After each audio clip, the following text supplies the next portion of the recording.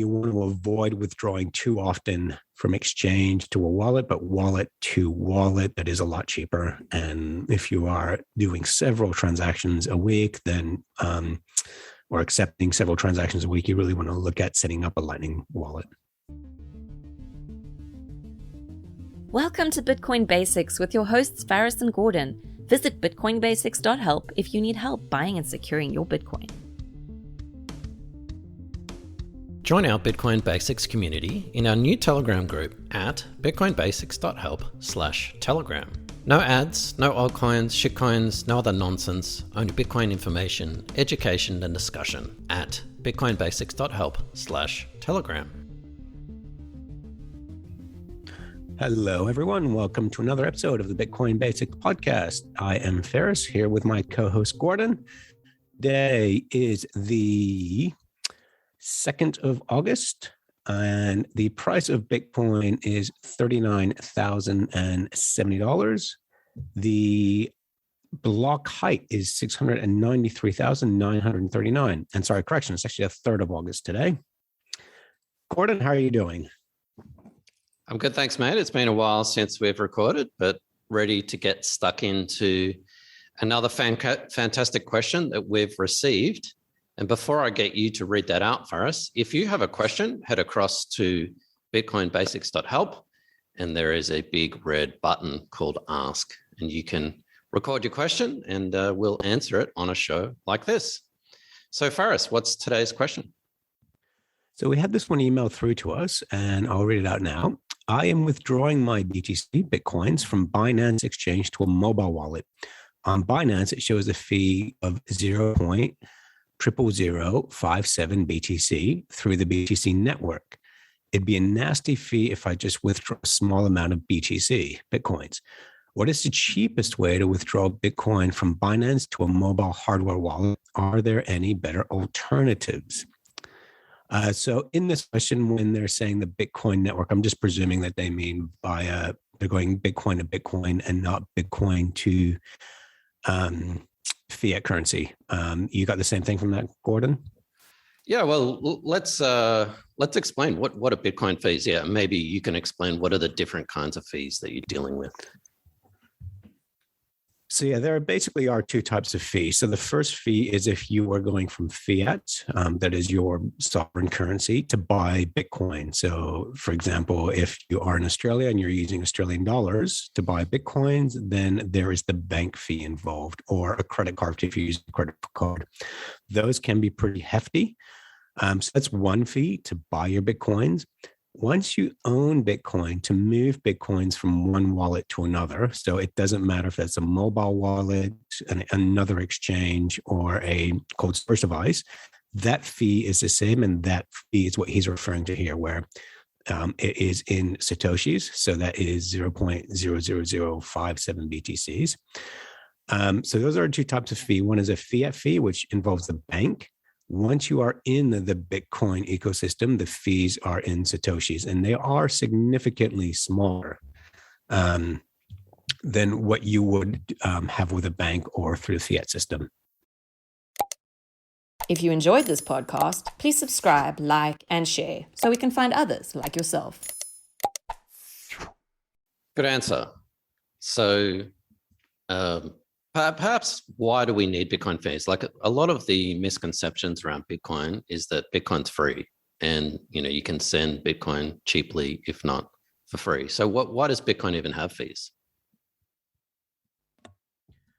So there's two types of fees. So firstly, it's a confirmation fee. So one is the miners are validating that transaction. So if I were to send Bitcoins from myself to Gordon, that basically needs a settlement, and that mining process of confirming that fee. So the miners are essentially using their computers to validate that transaction. We've explored this in the past, where if I were to send funds via the fiat system for myself to Gordon, that can take up to a week. And it's banks in the background basically confirming that I have the funds that I can send them, and they've got to convert them from my currency to wherever Gordon is. It's the same thing on Bitcoin. If I'm sending Bitcoins from myself to Gordon, the miners are validating that transaction. They're putting their mining equipment, which they've had to purchase, and their electricity to use. So they're getting paid a fee for doing so. The other fee involves mining newly minted Bitcoins on a block. I don't need to go into detail for this one, but essentially when it goes into a transaction fee, a settlement fee between two parties, that's what that's for. Yeah, absolutely. So essentially, Bitcoin wouldn't work without fees. The fees give miners incentive to process transactions.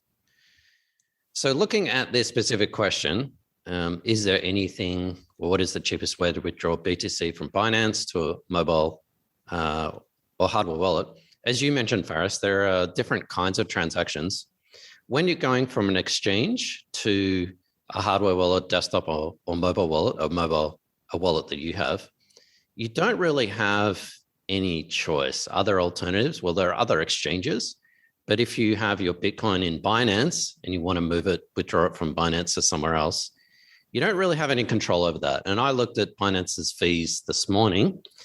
You can just Google search that, and they were actually 0.001 BTC. So that's actually higher than the original amount specified, and that's about $40 currently. That's pretty high. So you don't really want to be chopping and changing all the time, small amounts from exchanges to wallets and vice versa. So a lot of people see that as Bitcoin being too expensive, and that's perhaps why there are all these other cryptos who have, sub 1 cent fee transactions. But it's not the same when you go in reverse. And Faris mentioned wallet to wallet, so a mobile wallet to another mobile wallet. You have complete control over that. So if you've ever transferred, and this is one of the beauty, magical things of Bitcoin, the light bulb moment is when you start transferring Bitcoin. If you're using a wallet, and for example, green wallet or blue wallet is an excellent mobile wallet, you actually have control over the fees. So you can say, I want this to be processed fast.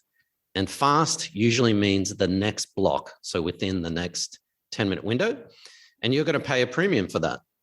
But if you say, look, it's not really that super important, I don't mind if it takes an hour or 2 hours, you can specify slow, or in some wallets, you can even specify down to the actual Satoshi, what you want to pay in fees. And yeah, you could be paying less than $1. So even though the network is busy, and that's why the fees go up, because there are a lot of transactions, there's a lot of things for miners to process. Not everyone's transaction is going to be processed within the next block. There needs to be some sort of priority system. And that's how transaction fees work. So the more expensive the fee, the more likely your transaction is going to be processed in the next block, and vice versa if you put a low fee. And the wallets all do that seamlessly. They do it in the background. So at the end of the day, you don't really have any control over when you're withdrawing from an exchange. And that's why you don't want to do it too often. So try and minimize those transactions. Yep. And that wallet to wallet, where you show people here's the fees and how it works, they really do appreciate that. They go, okay, if you need it, if you needed Bitcoins within 10 minutes, I can organize that, and I can pay the extra. Whereas if there's no rush, then yeah, you just take your time. So, and that's an option you don't have with banks, where you can choose it to, arrive within a few hours or within 10 minutes. So I was actually a couple of years ago playing with a wallet that enabled you to choose your own fees. And I chose a fee that was actually too low. So it actually wasn't processed within about 1 day.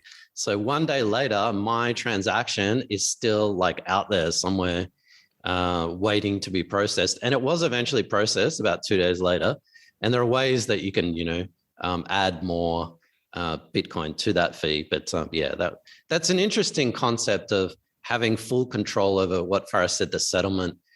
If you're a merchant or you're a customer paying with MasterCard or Visa or your bank or whatever, you have no control over that. So that's another magical thing about Bitcoin, in that, you can choose, how little or how much or how fast or how slow you want your Bitcoin to be processed.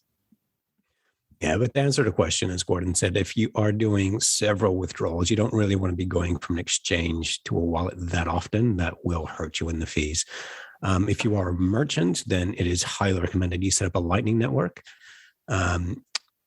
And yeah, we've done episodes on Lightning here, and something we actually help businesses set up. But yeah, so to answer your question, you want to avoid withdrawing too often from exchange to a wallet, but wallet to wallet, that is a lot cheaper. And if you are doing several transactions a week, then or accepting several transactions a week, you really want to look at setting up a Lightning wallet. Yeah, and simply get your Bitcoin off the exchange. So buy Bitcoin, sure, and then withdraw it from the exchange. But from then on, try to use exchanges as little as possible.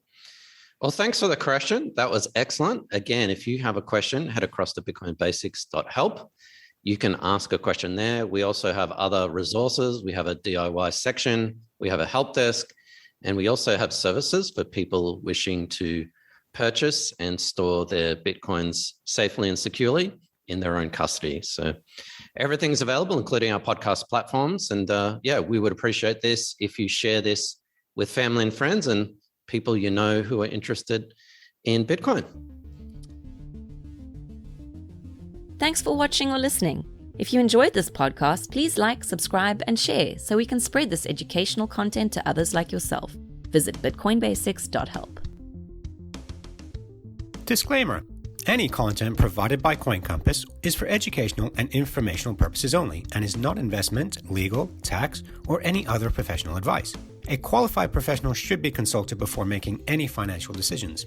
CoinCompass will at times recommend certain products, services, and technologies, but these are opinions based upon our own or podcast guests' experience and not endorsements. We take no liability for out-of-date or inaccurate information, software bugs, manufacturing errors, technology misuse, or issues involving third parties. Visit coincompass.com for more information and please contact us.